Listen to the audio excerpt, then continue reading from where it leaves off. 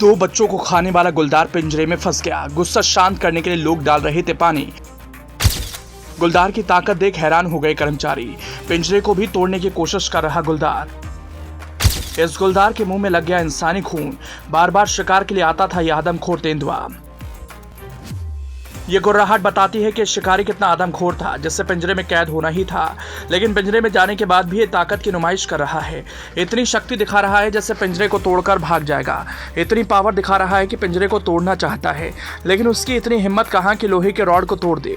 तेंदुए को देखकर लगता है ये पूरी तरह से जवान है, अभी उम्र नहीं है जो इतनी शक्ति दिखा रहा है। इसकी गुर्राहट इतनी जोरदार है, अगर बाहर आ जाए तो सबको निवाला बना ले। इस गुलदार को पकड़ने के लिए लंबे समय से वन विभाग मेहनत कर रहा था, लेकिन बार बार फेल हो जाते थे। लेकिन अब की बार जाल में फंस ही गया।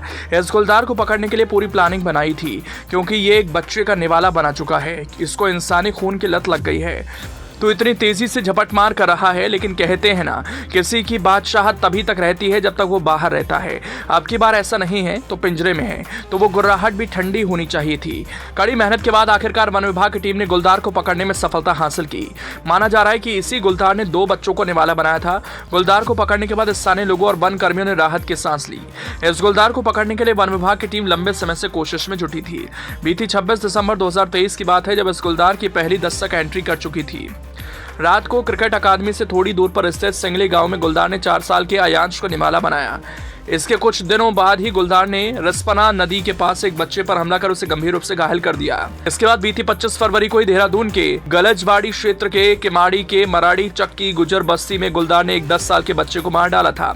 इन घटनाओं के बाद लोगों में वन विभाग के खिलाफ रोष भरा हुआ था। आखिरकार पकड़ा गया। वन विभाग की माने तो कई दिनों से इस गुलदार की लोकेशन मसूरी वन प्रभाग में मिल रही थी, इसीलिए इस क्षेत्र में भी पिंजरे लगाए गए थे। खास बात यह कि 25 फरवरी को किमाड़ी क्षेत्र में रहने वाले गुज्जर परिवार के एक बच्चे को गुलदार ने अपना शिकार बनाया, जिसके बाद से इस पूरे क्षेत्र में दहशत बनी हुई थी। बड़ी बात यह कि मामला विधानसभा में भी उठाया गया। गुलदार के बढ़ते हमले और वन विभाग की निष्क्रियता पर भी सवाल खड़े किए गए। इसके बाद से वन विभाग गुलदार को पकड़ने के लिए मशक्कत में जुटा हुआ था। वहीं मसूरी वन प्रभाग क्षेत्र में गुलदार के पिंजरे में फंसने के बाद वन विभाग ने राहत की सांस ली।